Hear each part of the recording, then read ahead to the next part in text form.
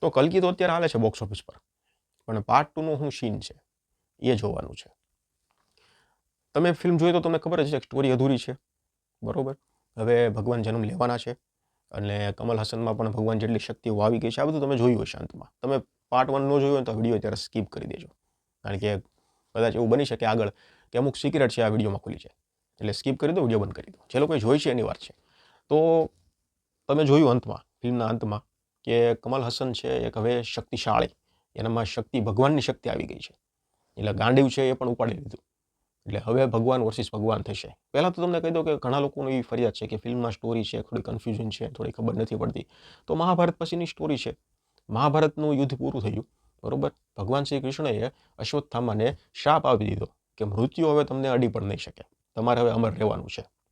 જ્યાં સુધી હું કલ્કી અવતારમાં કળિયુગના અંતમાં જન્મ ન લો ત્યાં સુધી તમારે પૃથ્વી પર જ રહેવાનું છે. એટલે અશ્વત્થામા હવે કળિયુગના અંતમાં ક્યાં હશે, કળિયુગનો અંત બતાવેલો. અત્યારે કળિયુગ ચાલે છે, કળિયુગનો અંત, કળિયુગના અંતમાં દુનિયા કઈ રીતની હશે, કેવા કેવા અત્યાચારો સામાન્ય પબ્લિક પર થતા હશે, એ બધું જ નાગ અશ્વિનને ફિલ્મમાં બતાવેલું છે. અને પછી કેવા સંજોગોમાં ભગવાન છે એ કલ્કી અવતારમાં જન્મ લેશે, એ બધું જ બતાવેલું છે. તો અત્યારે તમે ફિલ્મના એન્ડમાં જોયું કે બધી શક્તિઓ, ભગવાનની જે શક્તિઓ છે એ કમલ હસનની અંદર આવી ગઈ છે. એટલે હવે જ્યારે ભગવાન જન્મ લેશે ને ત્યારે ભગવાન વર્સિસ ભગવાન થશે, એ તમે જોશો. આમ જો એક વસ્તુ તમને કહું ને તો આ તમે ભગવત ગીતા તમે વાંચી હશે અથવા તો કૃષ્ણ લીલા તમે ટીવીમાં જોઈ હશે. તો જ્યારે ભગવાન શ્રી કૃષ્ણનો જન્મ થવાનો હતો ત્યારે કંસને ખબર હતી કે ભાઈ મને મારનારો છે એનો જન્મ થવાનો છે. તો એનો જન્મ ન થાય અથવા તો જન્મ થઈ ગયો, ચાલો હવે જન્મ થઈ ગયો છે તો એને કઈ રીતે મારવો એ બધું તમને ખબર જ છે, તમે જોયું જ છે. કંસે કે કોને કોને રાક્ષસોને અને બધાને મોકલા હતા ભગવાનને મારવા માટે, પણ ભગવાનનો વાળ છે ને એ કોઈ અડી નહોતું શક્યું, બરોબર છે. અને જન્મ પહેલાં પણ જે બીજા આગળના છે બાળકો આવેલા દેવકી માતાને, એ બધાનો જેલમાં ને જેલમાં બધા એને મારી નાખ્યા હતા. પણ ભગવાનનો જન્મ તો ભાઈ થઈ જ ગયો, ભગવાનને કોણ રોકી શકે.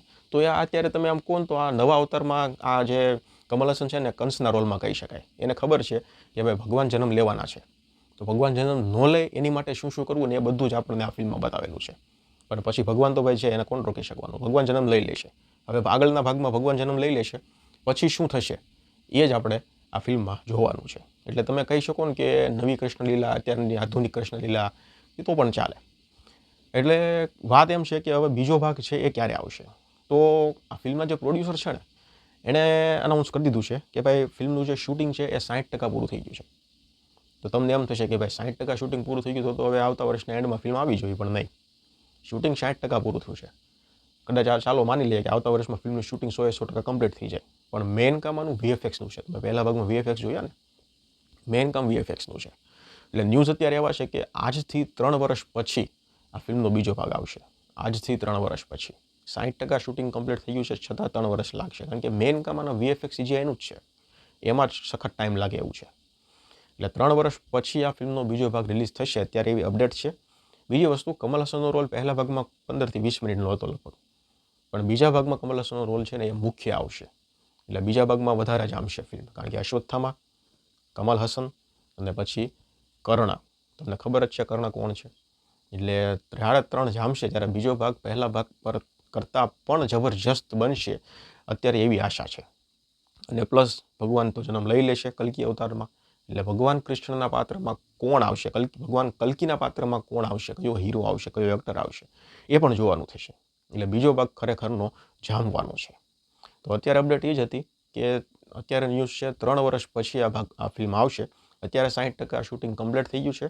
મેજર જે સીન છે ને એ જ શૂટ કરવાના બાકી છે. અને આ વસ્તુ ફિલ્મના જે પ્રોડ્યુસર છે એણે અનાઉન્સમેન્ટ કરી છે, અને આ ન્યૂઝ 1-2 દિવસ પહેલાં જ આવેલા છે.